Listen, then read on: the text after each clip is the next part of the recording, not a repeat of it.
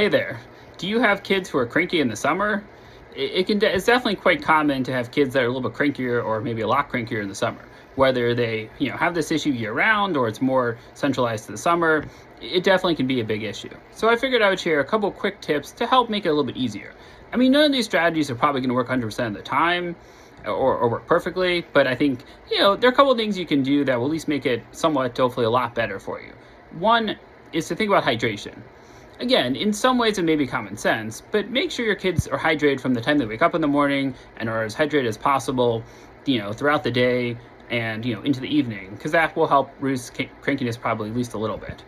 A couple other ideas are make sure your kids have adequate downtime and time to decompress.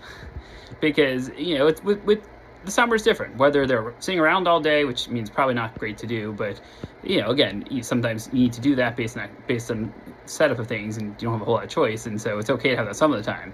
But in general, make sure that they have some time to really decompress and not get not be in a position where they're so stimulated all the time, because that can be really hard too. Like, if it's great that if they're having fun at camp or whatever they're doing, but make sure they have some time where they can have some quiet time, not as much sort of sensory stimulation, because that can sometimes help to, if you have some periods throughout the day, especially in the morning and the evening with that can help a little bit with the wind down and make it easier to not be quite as cranky.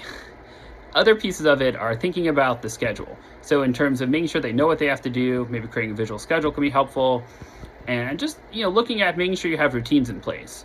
So, if you have routines that work well during the school year in terms of, the order they get when they get up, or what they get, the order of getting dressed, eating breakfast, downtime, getting ready, things like that. Trying to make sure those are implemented as much as feasible during the in the summer can definitely help a lot. So I would try a couple of those things, and hopefully that helps with having kids who are a little less cranky.